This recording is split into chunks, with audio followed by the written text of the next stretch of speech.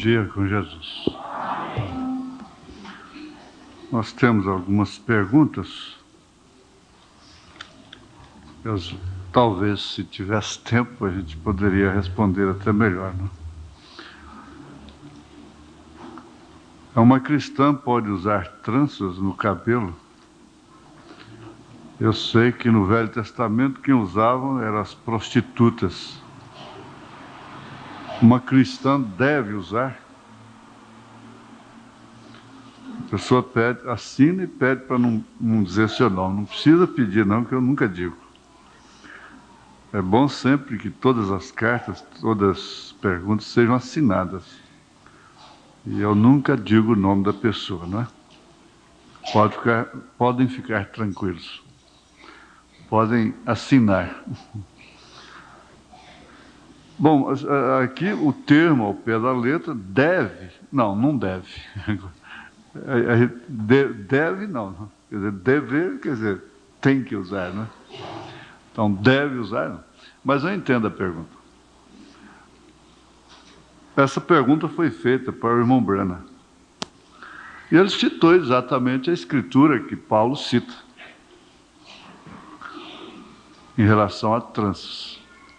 Não é bem nem no Velho Testamento. Paulo disse lá em 1 Timóteo, capítulo 2, a partir do verso 9, não?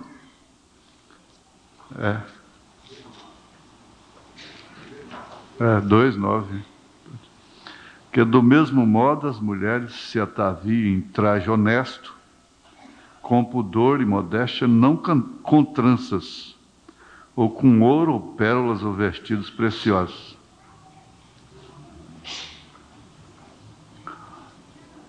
Agora, o irmão Branham disse assim que, naquele tempo, mesmo no tempo de Paulo, uma prostituta era identificada, ela tinha que ser identificada por todo mundo quando ela saísse lá fora. Quase em épocas não muito remotas atrás, quase todas as modas, como até hoje, são lançadas primeiramente por prostitutas, efeminados, homossexuais e coisas, são os especialistas nessas coisas de modas e coisas, não? Eu estava me lembrando de que quando saiu a saia justa, era só mulher perdida que usava primeiro. Depois entrou na sociedade com muito repúdio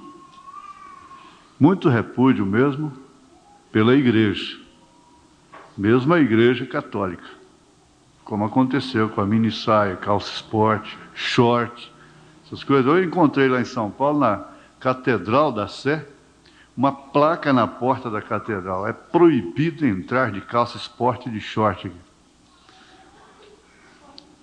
Isso no princípio. Depois, então, vai relaxando tudo. As coisas começam sempre assim.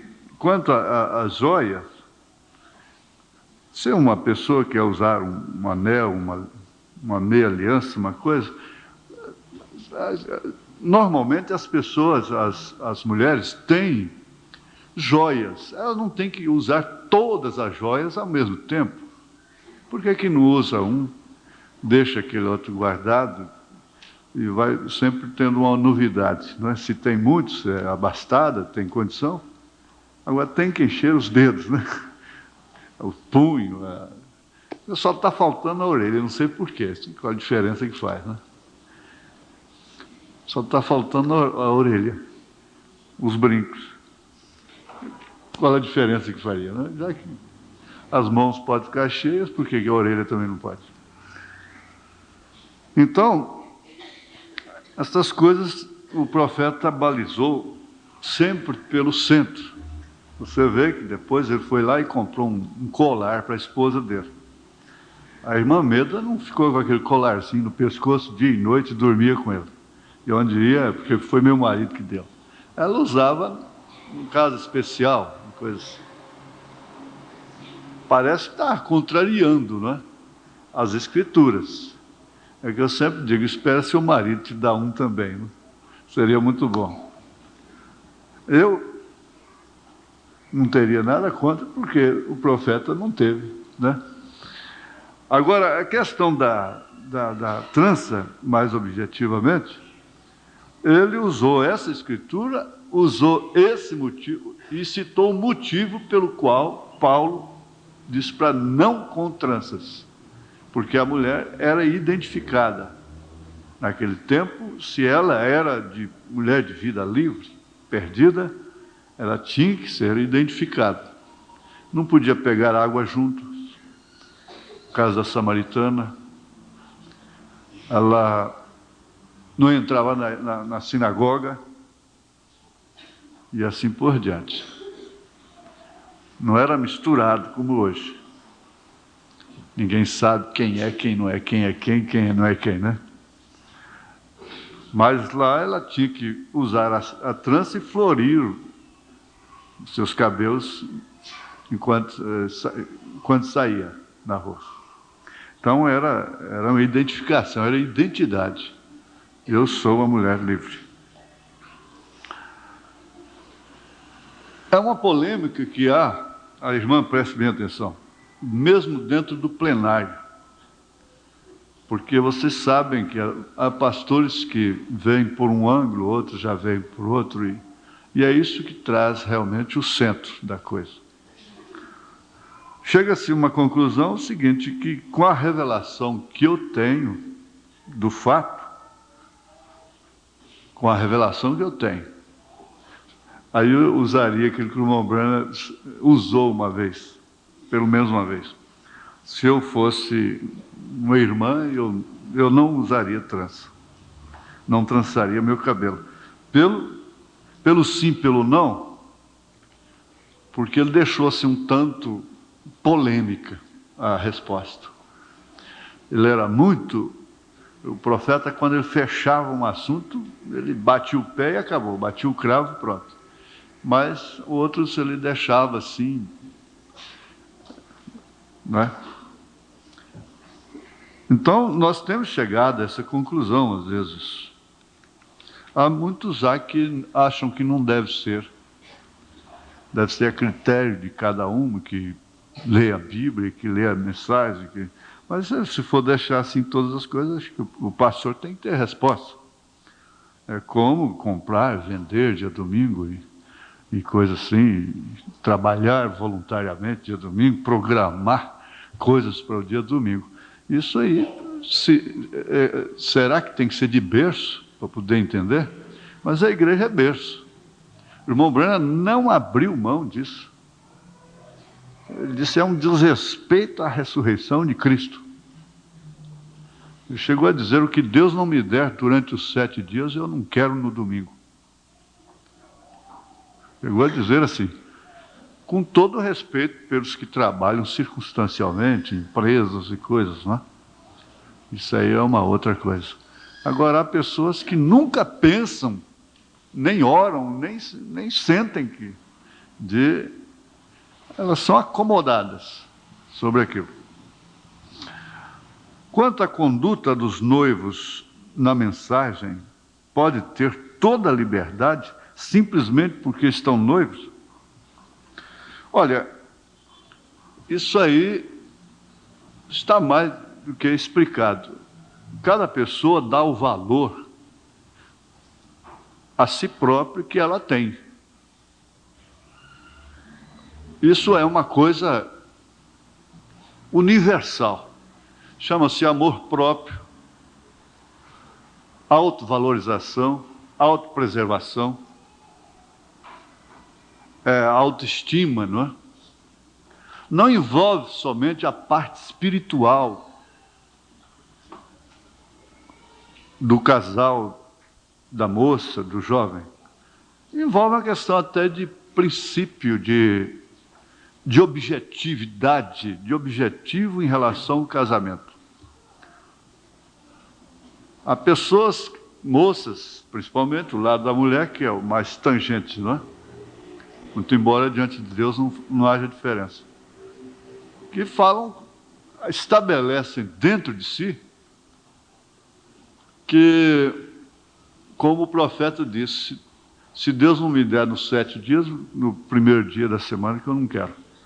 Então, há moças que elas pensam assim, se Deus me deu um casamento, vai ter que ser assim até o dia do casamento.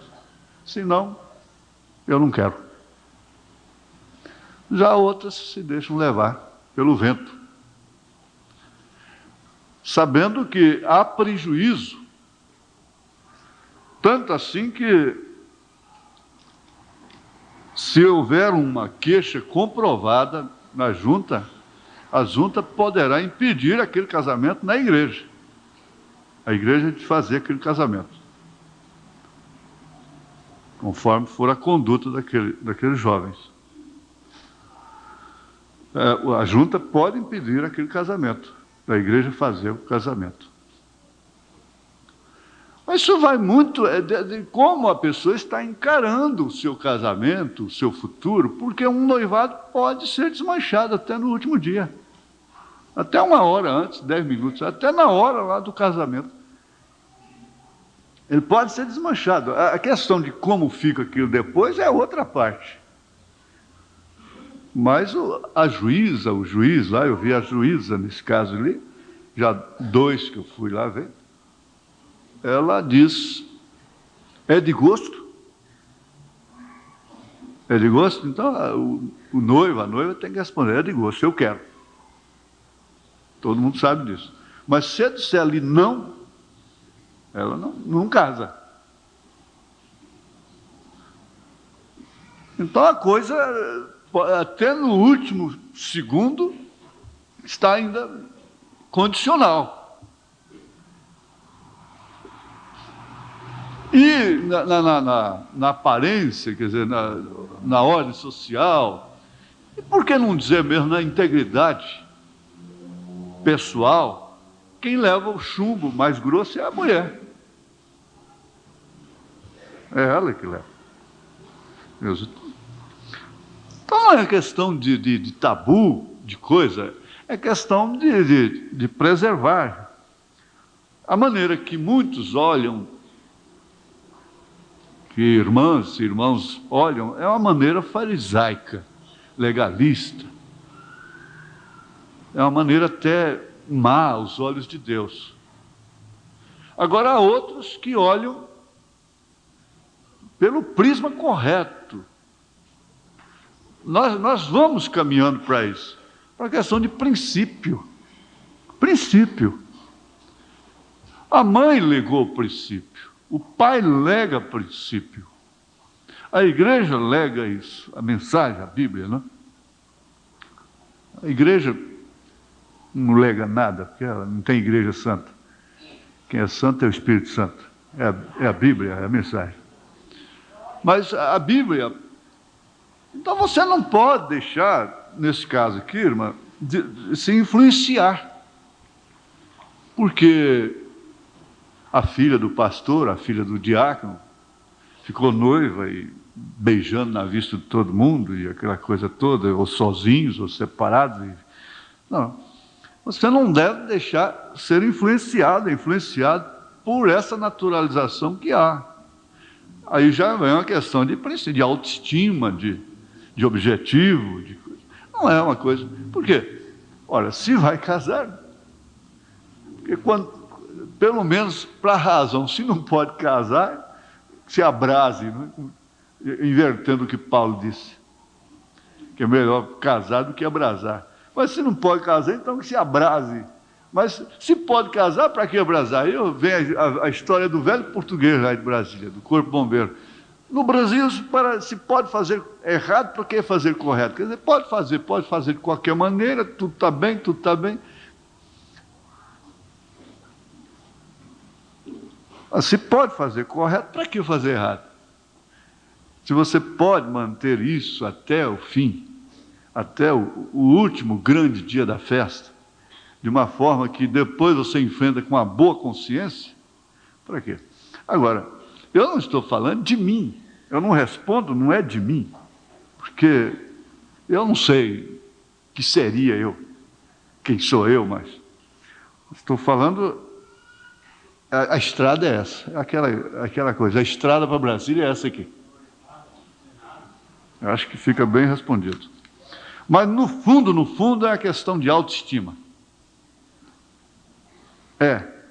Essa naturalização que está aí na televisão, nas esquinas, ela é moderna, ela é diabólica, ela não é de Deus. E por isso é que o casamento não está valendo nada mais. O casamento não vale mais nada. Não está valendo mais nada, não tem valor nenhum. Por quê? A coisa mais fácil tem é casar. Começa aqui, com separação universal de bens. Começa por aí. 1 ano de separação comprovada, divórcio, pode casar de novo, pronto. Então, deixou de ser aquela coisa que tem que raciocinar, abalizar, por quê? Depois fica complicado o resto da vida. Agora, estou falando em termos naturais, sociais. Porque não deixou de ser, não. Uma vez casado, casado para sempre. Isso é certo. Uma vez casado, casado para sempre. Eu admito, à luz da palavra, que muitos casamentos morrem, acabam. Mesmo para a mulher. Isso é a dose forte, é tutano. Mesmo para ela, em certos e determinados casos. Aquele homem morreu. Não há esperança. É claro, eu seria o ignorante se não visse isso em Casamento e Divórcio, na Bíblia Sagrada, na mensagem Casamento e Divórcio, lá onde desceu o pilar de fogo. Agora, diante de Deus, não está, diante de Deus não está como está na sociedade. Isso é que tem que botar na cabeça. Existe uma propaganda que diz, ponha isto na cabeça. Sempre, ela é antiga aqui em Goiânia. É um negócio de uma solda aí. Ponha isso, você botar solda na cabeça. Pessoa... Ponha isso na cabeça. Parece que é uma propaganda que seria mais cabível para uma outra coisa, assim, mais... Né? Mas solda... Mas muito bem bolada, como dizem, não é? Ponha isso, o irmão Zezinho lá está rindo, ele sabe o que é. Ele trabalha com isso, né? Então, ponha isso na cabeça, que diante da sociedade está do jeito que está, mas diante de Deus não. Aí é que vem a questão do princípio espiritual, do novo nascimento, coisa assim. Agora, ainda, por favor, me responda uma pergunta. O dinheiro que meu menino manda, eu dou de oferta ou pago o dízimo? A irmã assinou também o seu nome. É tão bonito, o meu menino manda, né? Quantos meninos aí mandam dinheiro para a mamãe? Eu estava lembrando essa semana do poder aquisitivo de alguns tempos atrás. Isso tem mais de 15 anos atrás, eu engraxava. Às vezes, numa festa de Trindade, uma vez eu ganhei, ao final das contas, com minha mãe, nós contamos 100 cruzeiros. Ó, é assim que clareava até escurecer. Pegava aqueles roceiros, cercava e falava, vamos engraxar a botina, senão a moça não olha para você. O homem começa pelos pés. Você sabe o que é mesmo? Você pode olhar um sapato sujo e tal, a moça é assim. Já pensou a moça com aquele sapato sujo, aquele dedão cheio de tiririca? Agora você vê que pé assim, bonitinho, fofinho. Mas não é verdade? É. Então o poder aquisitivo era muito grande. Eu terminei com falta de ar, terminei na cama. Mas a mamãe dizimava aquele dinheiro. Eu aprendi isso. É o tempo do quatrocentão que você escrevia na parede com ele, porque era prata. E eles pegaram os R$500, tambores no tempo de Getúlio Vargas, tambores sendo levados para o exterior, aí não vou dizer o país, porque eles estavam extraindo o ouro que tinha no dinheiro. Saudade, palavra triste, né? E vai, se vão, se vão, se vão. O pão cheirava na padaria, então eu falava, vovô, né? Ele tirava um lenço sujo, mascando fumo, e desamarrava a ponta do lenço, e lá estavam centavos. Ninguém conhece mais o que é centavos. Agora, no real, vai ter que ter centavos, né? Esse plano de laboratório que vai ter, até passar a eleição, vai dar certinho, vai ser uma beleza. Mas contanto que nos salve do outro abismo, do abismo maior, tá até bom, vale a pena. Então, aquilo ali, o centavinho ia, comprava o pão, dava para comprar pão e coisa assim. Mas, o que é que eu estava falando? Eu dou de oferta o dinheiro que ele manda? Não, não é assim não. Aí eu tenho que explicar, é o assunto que a gente mais evita aqui, né, do dízimo. O dízimo é a 10ª parte daquela importância que você recebe como lucro, que chega nas suas mãos. Então, de 10 você tira uma parte, você fica com 9 e uma é do Senhor. O irmão Branham queria devolver para uma viúva o seu dízimo. Deus disse para ele, não tire a bênção da minha serva. Não tire a bênção da minha serva. Quer dizer, sem afetar ninguém aqui, porque aqui eu creio que ninguém tem esse tipo de problema. Mas, se tratando, como eles dizem fora, que virou vício de linguagem a nível Brasil, os que ganham menos é que são mais dizimistas. Os que são mais abastados, apesar que o batista, para ser batista, tem que ser dizimista. Cada batista é um dizimista. Ele não pode ser batista sem ser dizimista. É uma condição imprescindível. Mas então, a senhora, esse é o dízimo, a senhora não tem como aumentar nem diminuir. Aumentar, tudo bem, é questão de fé, mas diminuir. Eu não tenho como perdoar a pessoa, dizer, não tem importância, fica para a senhora, só precisa. Lá em Brasília, quando eu estava na igreja, lá tinha uma viúva, eu fui tão bem criado nesse sentido, que eu disse para ela, irmã Olímpia, a senhora vai entregar o dízimo, sim. E eu vou devolver, eu vou dar uma ajuda para a senhora de 10% a mais. Só vai dar 10, a igreja vai te dar 20. Então ela não deixou de ser dizimista mais nunca, porque ela dava 10 e ganhava 20. Mas eu queria fazer questão que ela fosse dizimista.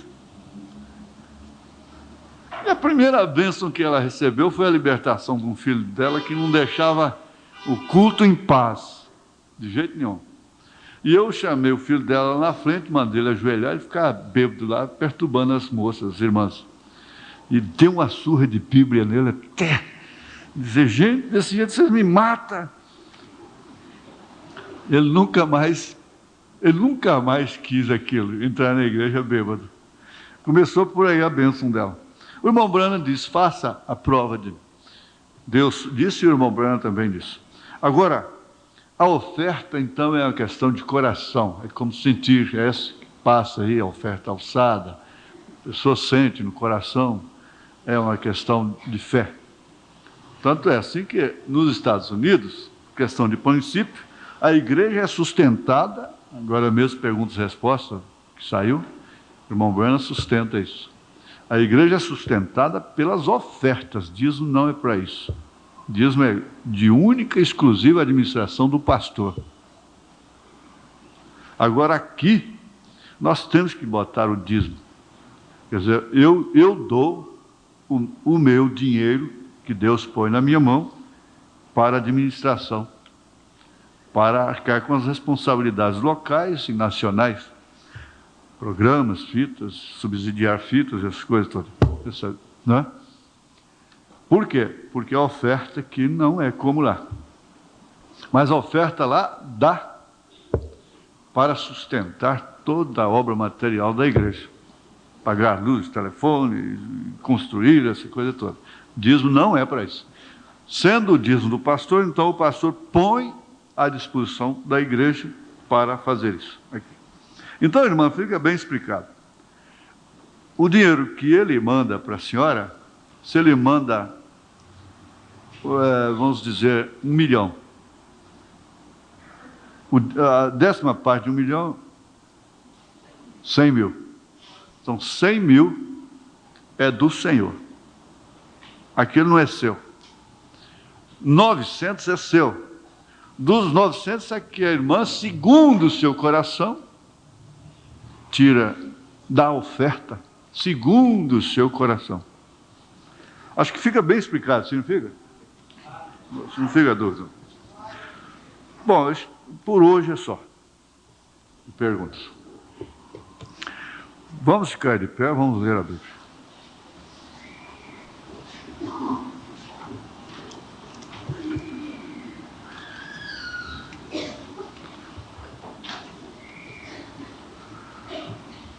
Rogo-vos, pois eu, começando no primeiro versículo de Efésios capítulo 4. Rogo-vos, pois eu, preso do Senhor, que andeis como é digno da vocação que fostes chamados, com toda a humildade e mansidão, com longanimidade, suportando-vos uns aos outros em amor, procurando guardar a unidade do Espírito pelo vínculo da paz. Há um só corpo e um só Espírito, como também fostes chamados em uma só esperança da vossa vocação. Um só Senhor, uma só fé, um só batismo.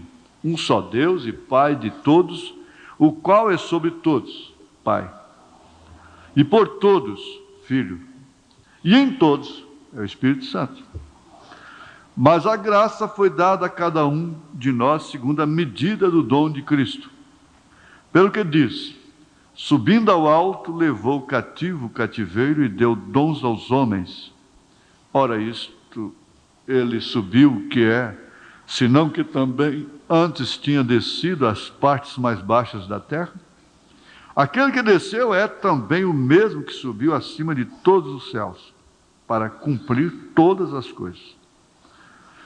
E ele mesmo deu uns para apóstolos, e outros para profetas, e outros para evangelistas, e outros para pastores e doutores, querendo o aperfeiçoamento dos santos para a obra do ministério, para a edificação do corpo de Cristo, até que cheguemos à unidade da fé e ao conhecimento do Filho de Deus, a varão perfeito, à medida da estatura completa de Cristo, para que não sejamos mais meninos inconstantes, levados em roda por todo vento de doutrina, pelo engano dos homens que com astúcia enganam fraudulosamente.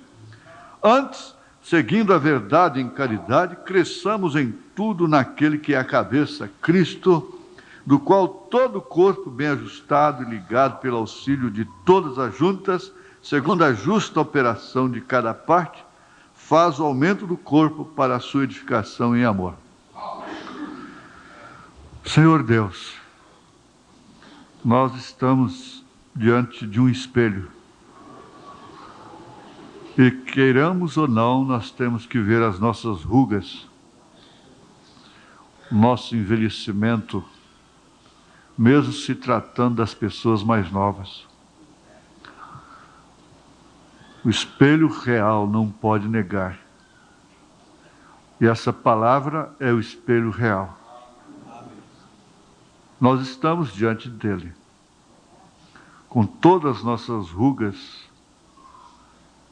nossas carrancas, nossas dificuldades, mas estamos diante dele. Estamos na tua presença, invocamos o teu nome, pedimos perdão dos nossos pecados e queremos dizer que nós cremos em tudo que é verdadeiro, tudo que é honesto, tudo que é de boa fama, tudo que é do Espírito. Não cremos em nada que não seja verdadeiro. Em nome de Jesus Cristo, aceita, portanto, a nossa fé. Amém, Senhor. Amém. Assentai-vos.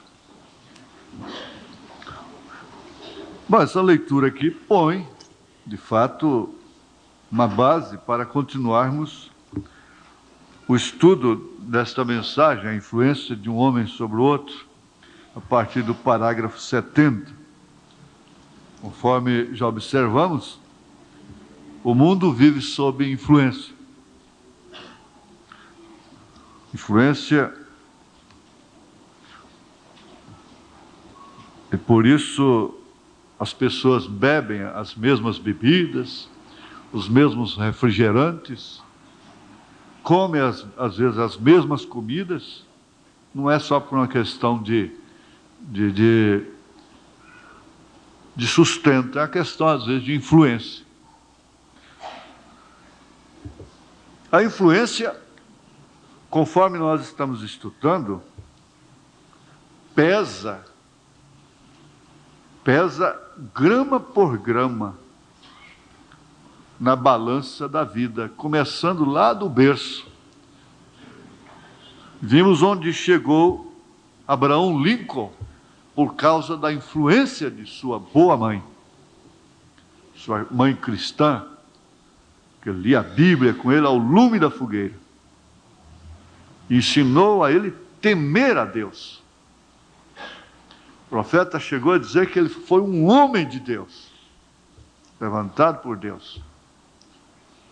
Sendo assim, o maior presidente que já houve no mundo.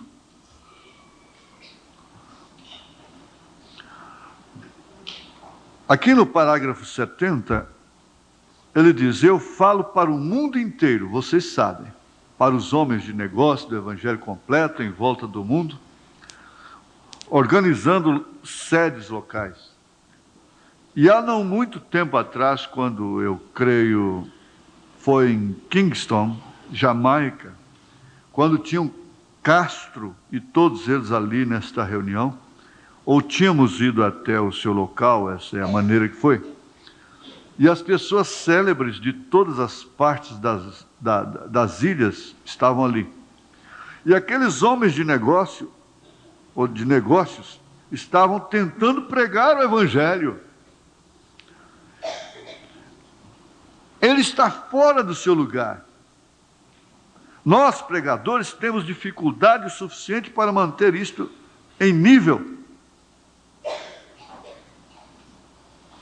E eles usam toda influenciazinha que possam encontrar e toda técnicazinha desta maneira e daquela maneira, e mantém isso tão confuso que não se sabe o que fazer.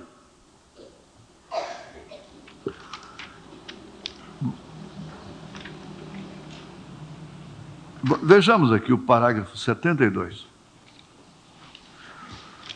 Eu disse: irmãos, há algo errado. Vocês, companheiros, são homens de negócio, em primeiro lugar. Vocês não entendem a aproximação. Vocês não entendem a aproximação para o ministério, porque o ministério é um dom chamado de Deus. Deus tem colocado na igreja primeiro apóstolos, profetas, mestres, evangelistas e pastores. Deus estabeleceu-os ali para o aperfeiçoamento da igreja.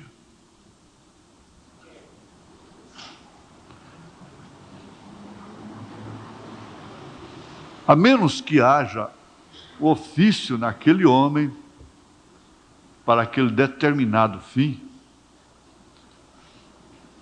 ninguém deveria colocar uma causa na sua mão. A menos que haja um ofício comprovado. Por quê?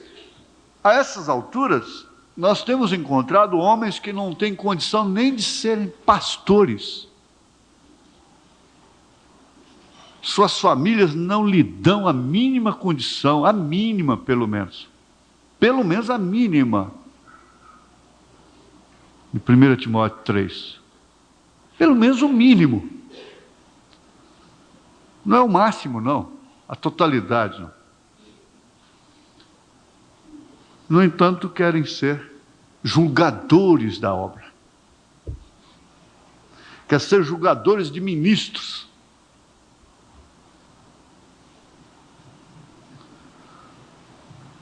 Passando assim também para irmãs e irmãos, o laico, os leigos. E você passa a ser uma julgadora de causas.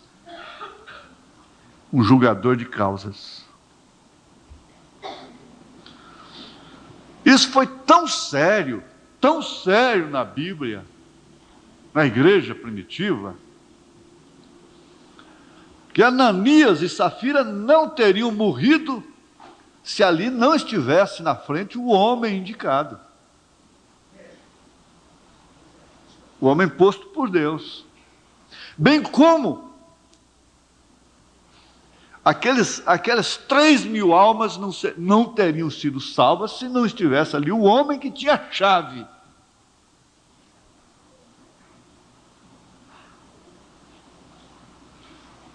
Isso é uma coisa, é um assunto para se pensar, porque eu vou falar para vocês uma coisa muito séria. O homem que está num perfeito juízo em relação a ministério, a melhor coisa que podia lhe acontecer era Deus dizer para ele: coloque fulano e desça depressa. Coloque fulano no seu lugar e desça depressa, sai correndo. Enquanto outros estão buscando para si. Mulheres buscando para si juízo. O irmão Branham disse: você fica culpado daquilo. Aí nós temos que lembrar da mensagem, da imagem. O mergulhador lá. Um mergulhador que tinha prática, que tinha ofício para aquilo e tinha equipamento para aquilo.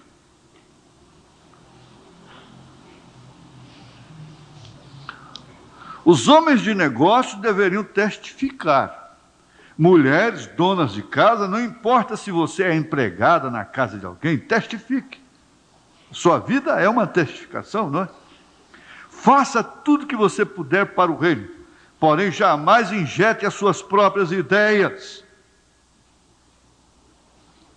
Mas quantas pessoas a gente tem encontrado adotando doutrinas particulares de irmãs? Porque a irmã fulana disse que... o irmão ciclano disse que...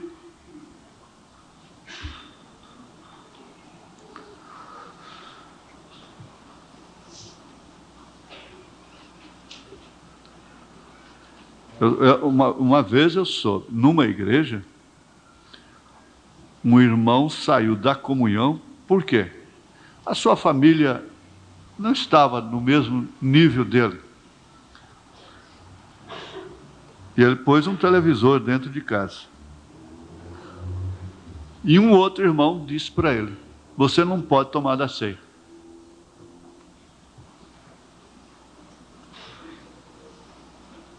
Quando o pastor nunca teve essa autorização na mensagem para dizer para uma pessoa que ela não pode tomar da ceia porque tem um televisor dentro de casa.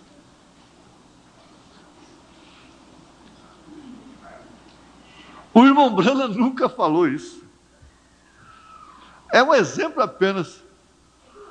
Eu diria, um pobre de um irmão, de uma irmã, assume. Você não pode.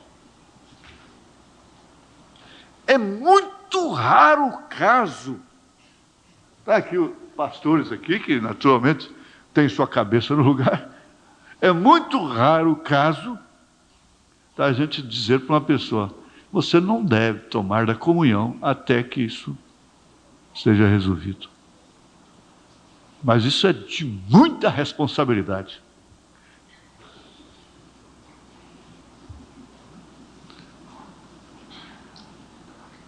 Tem tanta coisa boa para fazer, segura, como foi 1 Tito, capítulo 2, Tito, capítulo 2, as mulheres mais velhas ensinem as mais novas a serem boas donas de casa, castas, honestas, honrando seus maridos, obedecendo seus maridos. Tem tanta coisa boa para fazer, uma receita de melhorar a panela lá, mesmo simples, que às vezes o marido não está nem dando conta mais de comer, porque não aperfeiçoa. Tem tanta coisa boa para uma mulher mais velha ensinar para uma mais nova. Útil, agradável, limpo, bíblico. Uma mulher casada tem que ensinar para a moça coisas íntimas com seu marido. Isso é verdade? Expondo aquela moça até com um adultério com seu próprio marido. Conversando coisas íntimas de mulheres com seu esposo. Mas assim, a coisa tem um âmbito muito grande, um curso muito grande. Quando há tantas coisas boas, seguras, já que gosta de distribuir, mas há tanta coisa boa para distribuir. O profeta diz, há tanta coisa boa para você falar.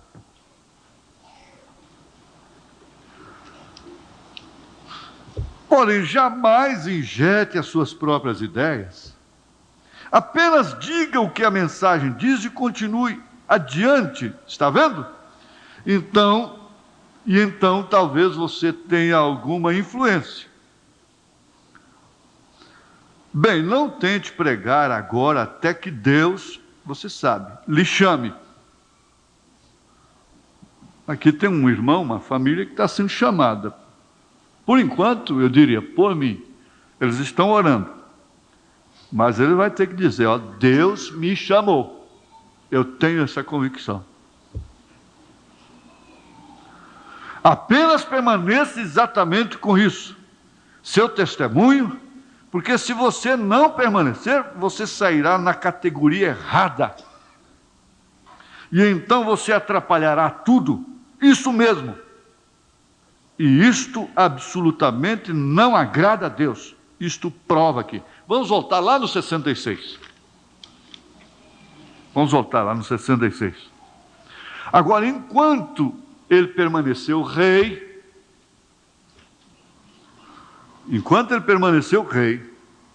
e ele foi uma bênção para o povo, sendo um rei, como rei. Porém, quando ele pensou que ele era um ministro, então ele pensou, porque Deus o havia abençoado, que ele poderia ser qualquer coisa que desejasse. Porém, ele era uma bênção para as pessoas como rei. Você pode ser uma bênção para outras irmãs como dona de casa, como senhora, como uma boa cozinheira. Toda boa moça tem vontade de cozinhar bem, fazer uma boa comida, ter uma novidade a mais e trocar essas experiências. Mas quando sai desses limites, então ele diz, você vai atrapalhar, somente atrapalhar, complicar e, além do mais, trazer juízo por cima de você. Ele se tornou uma maldição sobre eles quando ele tentou tomar o lugar de ministro. E nós temos muito disso. Todos desejam levar a bola, está vendo? Vamos para o 71. 71, parágrafo 71. Muitas vezes, em uma igreja, uma pequena igreja pode estar tendo um reavivamento. Alguém sai aqui e dirige um encontro de oração. Então ele tem uma ideia diferente do que verdadeiramente a Bíblia diz, porém, de qualquer modo, ele crê desta maneira. E ele começa uma influência, voltando para o assunto da influência, e afasta outros disto. A coisa a se fazer é proteger a mensagem da maneira que ela está indo, permanecer exatamente com ela e derrubar tudo para longe dela, se é que vamos cruzar a linha de gol. Então, porque ele havia dito antes que no futebol americano, você sabe, eles pegam a bola aqui, o lançador, e o resto do time passa a protegê-lo, para que ele faça o gol. Não é tentando tirar, o inimigo é que está querendo tirar a bola dele. Mas o time dele não está tentando tirar a bola dele. Está protegendo. Vamos para o 73.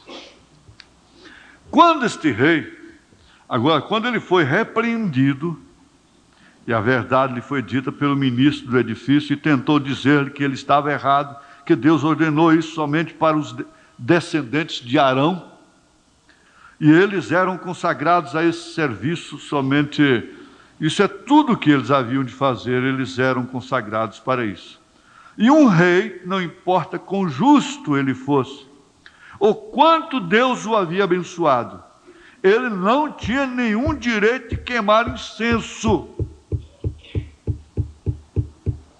Ele estava tomando o lugar do sacerdote e ele não deveria fazê-lo.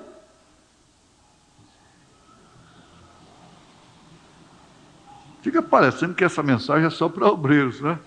Mombrana pregou para todo mundo. E quando ele foi repreendido, ele ficou indignado. Seu temperamento explodiu, exatamente enquanto seu temperamento explodia. É nessa hora que você está na beirinha do abismo. É na hora da ira. Por isso a Bíblia diz, não provoque a ira. Por favor, não faça isso. Não provoque a ira. Há pessoas que passam fases que elas estão inflamadas, estão igual gasolina. Você chega e risca o fósforo, o que você está querendo? Tem hora que seu marido está inflamável. E você chega e ateia o fogo. Vai pegar fogo mesmo. Paulo chegou a dizer, não, para não ativar mesmo, não provocar ira nas crianças. Tem certas maneiras de coibir, prender uma criança que causa ira. Não é deixar a criança fazer tudo o que quer, mas a criança é dotada de uma energia tremenda, se ela é sadia.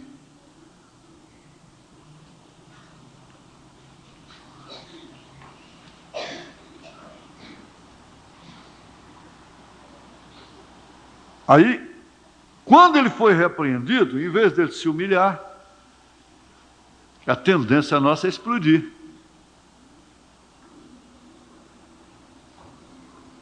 A tendência nossa não é essa, assim, dizer, graças a Deus, eu fui na igreja hoje, olha, Deus está se ocupando comigo. A mensagem foi só para mim.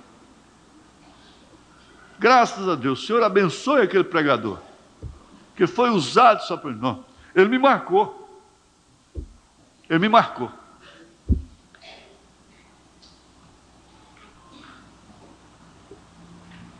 Quando Hebreus capítulo 12 diz que ele tomou por filho. Aquela mensagem de domingo atrasado, eu disse, ela foi só para mim. Alguém disse, não, ela foi para mim. Eu disse, não, foi para mim. Ela foi só para mim. Por quê? Porque eu sou homem como você, eu estou sentado aí também.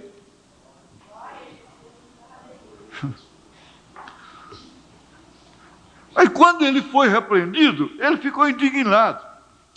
Agora, é natural, até por uma questão de brio, capítulo 12, a carta aos Hebreus, é uma coisa que você deve ler para distinguir bem.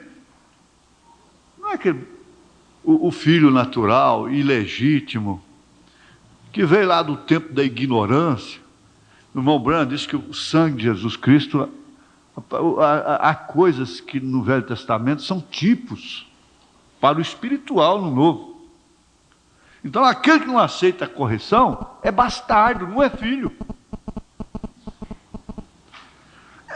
Quando você quer ler sobre isso, até mesmo ensinar seu filho, ó filhinho, você vê aqui, ó, quem não aceita a correção, porque ele diz aqui, ó, porque o Senhor corrige o que ama e açoita qualquer que recebe por filho. Se suportais a correção, Deus vos trata como filhos. Porque que filho há a quem o pai não corrija? Que filho há a quem o pai não corrija? A criança cresce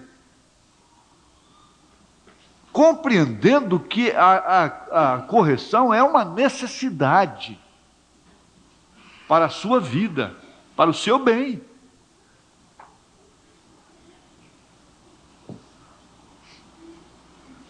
Mas se estáis sem disciplina, da qual todos são feitos participantes, sois então bastardos e não filhos.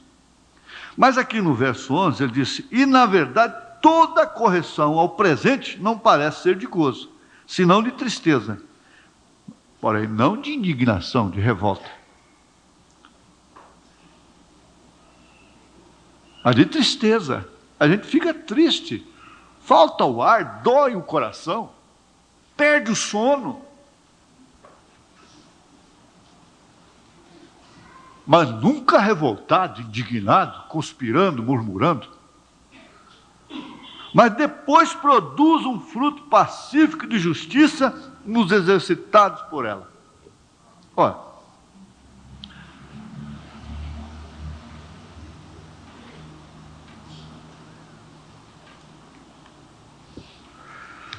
eu pediria uma das nossas secretárias aí para pegar aquela carta do irmão José, a última, que está em cima da minha mesa. Por favor, o irmão Divino não vai achar, não. Vai ser difícil para ele. Seu temperamento explodiu, e exatamente enquanto seu temperamento explodia, veja o que aconteceu. A lepra apareceria em seu rosto.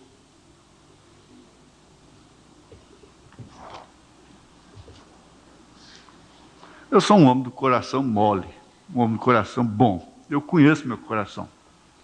Você conhece o seu. Encontrou? Obrigado, já encontrou. Obrigado.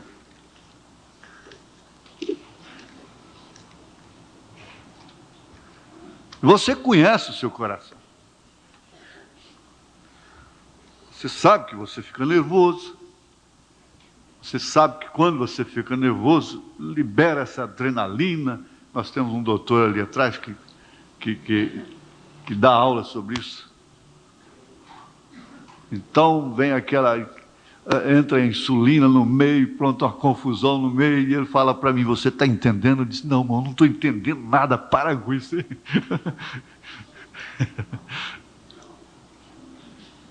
Mas o certo é que leva até a suar sangue, o que aconteceu com Jesus.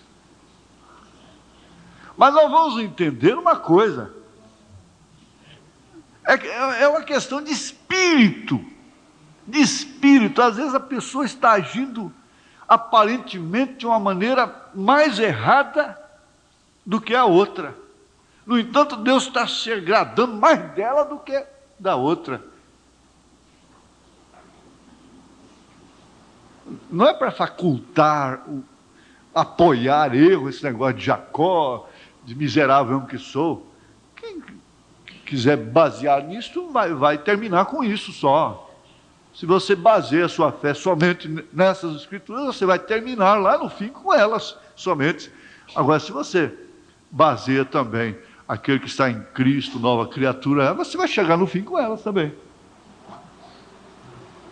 Não é certo? Está certo ou não? Então não precisa ninguém apressar em raciocínio. Mas o certo é que é uma questão de espírito, não há ninguém que não convulsione. Só se estiver morto. O homem que não emociona, que não reage, ele está morto, então.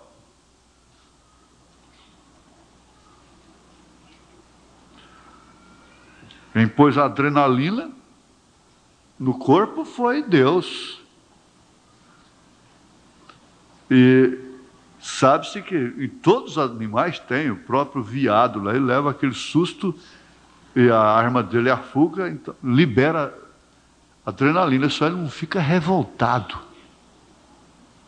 Ele não sofre de raiva como o cão, o felino, a onça, o leão e outros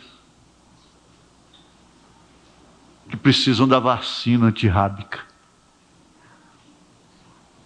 Naturalmente, a ovelha, o cordeiro, libera adrenalina,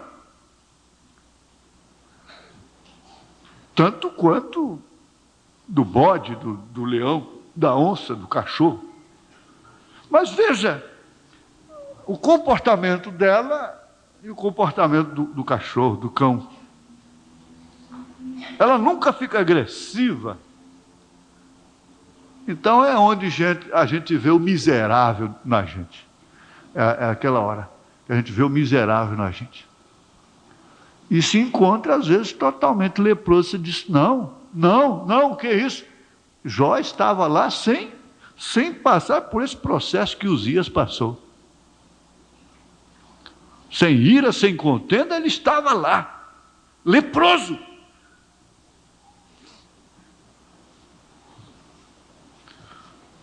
Agora, na hora, preste bem atenção, que não tem uma hora mais própria para o diabo batizar uma pessoa a não ser na igreja. Na hora de uma mensagem, na hora da ceia principalmente. Foi a hora que Judas recebeu a plenitude para executar a sua obra. Foi na ceia, foi na comunhão. Foi quando ele tomou do bocado.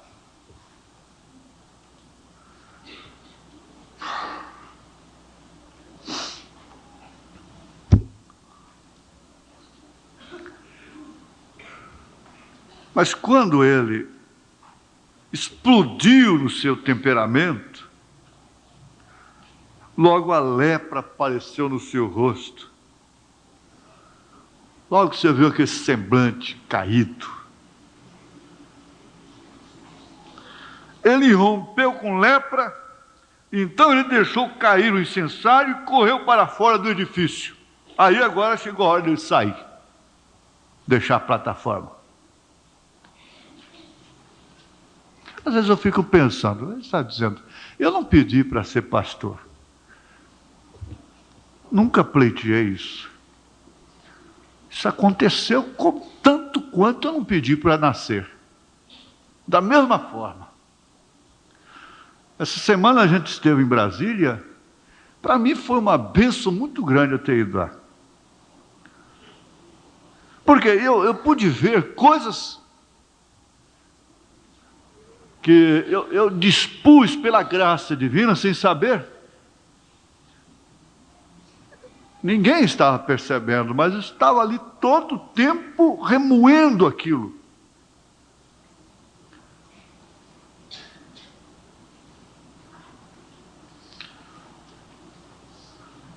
Por amor de vós, foi Deus vos amando. Amando as pessoas às quais eu mais tenho prejudicado aqui.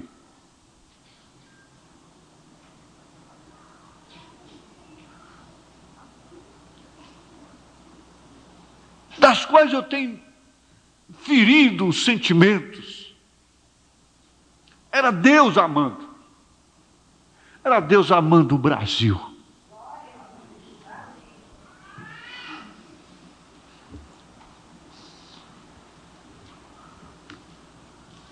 E você vai chegar a esse Getsemane. Você tem chegado às vezes. A senhora mesmo como dona de casa, lá com seu marido. Talvez você passa pelo Getsemane e você não percebe até. Tanto quanto Jesus percebeu. Por quê? Naquela hora havia uma evasão. Ele não tinha à sua mercê aquilo que ele deu para a sua igreja. Porque se ele era Deus e podia suportar tudo, em compensação, Ele entrou na igreja como consolador.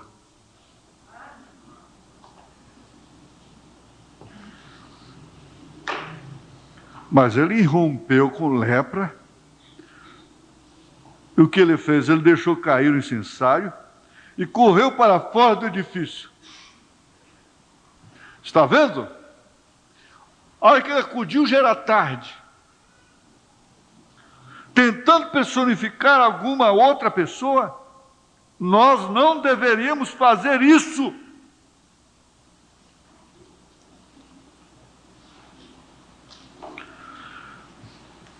Aqui tem uma relação com o parágrafo 64, você anota depois, o 64. E ele ficou indignado, e ele perdeu o controle.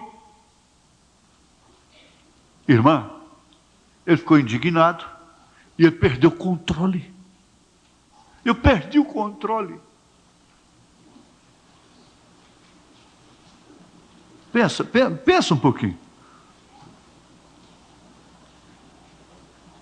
Da ontem eu estava lembrando disso, lá em Anápolis, não muito tempo atrás,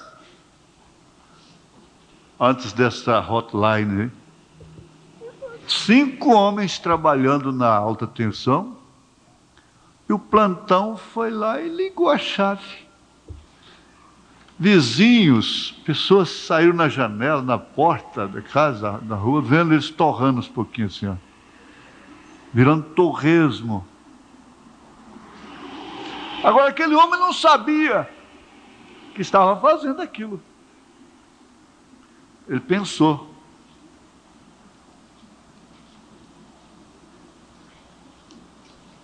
Cinco pais de família viraram um torresmo, carvão.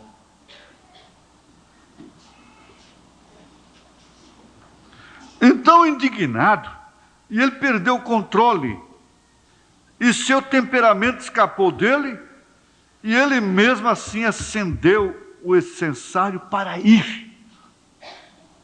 É uma característica do teimoso. Quantas vezes eu vejo isso em mim? Vou, de todos os modos eu vou. Mesmo com o coração doendo. Mesmo com o coração reprovando. Você vai em frente. Ela vai em frente. Continua com aquela mesma mania com o seu marido, sabendo que está errada.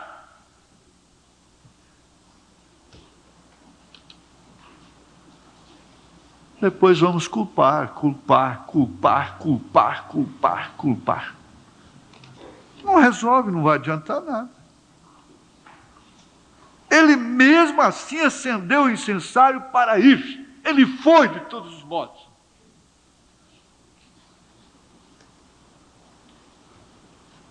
Eu não sei, eu creio que os irmãos estão gostando da mensagem comentada assim, não é? Agora, a gente vai fazer, tem agora a invasão dos Estados Unidos, eu vou gravar primeiro daquele outro modo, depois a gente vai comentar. Então vamos ter dois estudos dela, não é? Da mensagem. Isto, se Deus permitir. Então o que aconteceu? Deus o feriu com lepra bem ali, enquanto ele estava ali de pé em sua ira, exatamente no lugar de salvação, exatamente no lugar de glória, próprio para um sacerdote, interceder, liquidar com lepras, apagar pecados. Um homem fica leproso.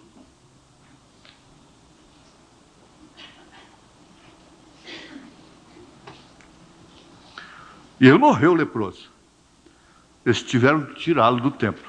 Agora, voltando lá para o 74, fato ligado com fato, em sua ira, ele perdeu o controle, e em sua ira ele pecou. Isto quer dizer, se ele não ficasse irado, ele não teria pecado. O profeta diz aqui que houve uma comissão para dizer para ele: não faça isso não é seu, isso não é para você. Sua Majestade é abençoado como rei, mas não faça isso. E ao invés de aceitar, ele se irou.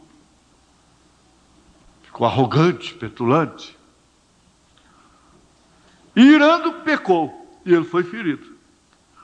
Foi certamente uma lição para esse jovem profeta, para Isaías. Isaías, que tinha influência boa do mesmo rei. E que por isso já estava com iniquidade nos lábios. Agora, não importava quão grande o homem fosse, ele tinha que permanecer em seu chamado. Eu me dou conta de que isso está sendo gravado. Eu sei que irá ao mundo inteiro. Veja, não é só para mim isso, então, para plenário fechado. Selvas adentro. E Hotentotes, índios da África. Hotentotes são índios da África. E tudo mais. Esta mensagem aqui hoje à noite será traduzida em idiomas. Tanto que está aqui em português. Porém, eu digo isto de todo o meu coração. Muitas pessoas dizendo, por que você não se une a certas organizações? Por que você não vem com os pentecostais? Por que você não vem com este grupo? Porque você simplesmente não deixa essas pequenas coisas passarem? Essas coisinhas. Aí ele desafia. Como eu posso fazê-lo? Eu tenho que permanecer com essa mensagem. Essa chamada você tem. Essa chamada você tem. Permanecer com esta mensagem. E para terminar, vocês se lembram que o irmão José Divino fotografou aqui a igreja levantando a mensagem? Eu mandei aquelas fotos para o irmão José. E agora ele me escreve assim: prezado irmão Joaquim, saudações no amável nome do Senhor Jesus e Salvador Jesus Cristo. Meu irmão, recebi hoje as fotos que me enviou do encontro realizado na Páscoa. Fico muito agradecido por ter feito isso. As fotos estão bonitas. O irmão tem mesmo um ótimo grupo aí. Pode-se notar pela feição deles que amam o Senhor. E me senti abençoado por vê-las. Eu realmente gosto da foto de todos os irmãos com seus livros na mão. Eu as mostrarei para os irmãos aqui, que gostarão delas o tanto quanto eu. Agradeço sua atenção e por ter separado tempo para fazer isso. Isso significa muito para mim. Muito obrigado, meu irmão. Estarei orando por vocês e peço que também se lembrem de nós em suas orações. Irmão Joaquim, que Deus esteja com o irmão. Amém. Amém. Vamos ficar de pé, irmãos.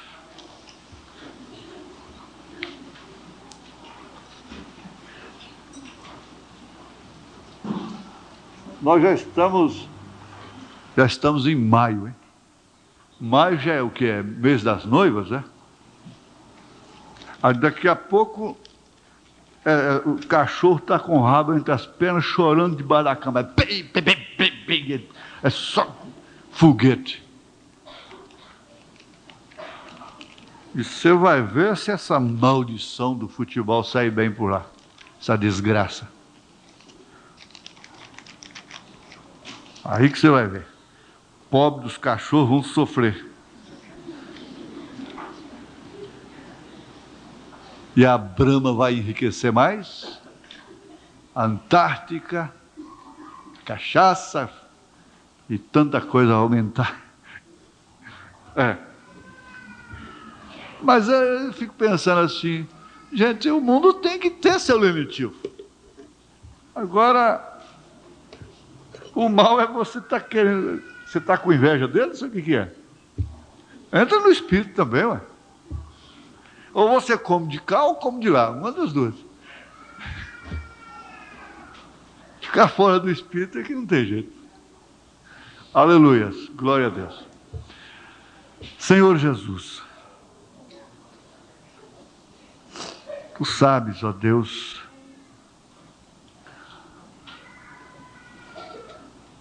e conheces melhor, como o irmão Carlos já ensinou aqui hoje, os nossos pensamentos. Como a gente se envergonha deles diante do Senhor, quando o Senhor se manifesta dessa maneira para nós, nos tratando como filhos, com esta alta consideração que o Senhor tem tido conosco. Senhor, converte isso em mais bênçãos para esse povo, cuja afeição expressa que ama o Senhor. Ajuda, Senhor, encoraja, anima, esforça a coragem de cada um a chegar no lugar devido, no lugar da vitória, nas águas dos vencedores. Em nome de Jesus Cristo, ó Deus, põe a tua bênção, a super bênção, a bênção do alto, em cada coração, a cada instante. A cura divina, cura divina, cura divina, que está no próprio corpo do enfermo. Esse dom tem que estar em você, irmão e irmã.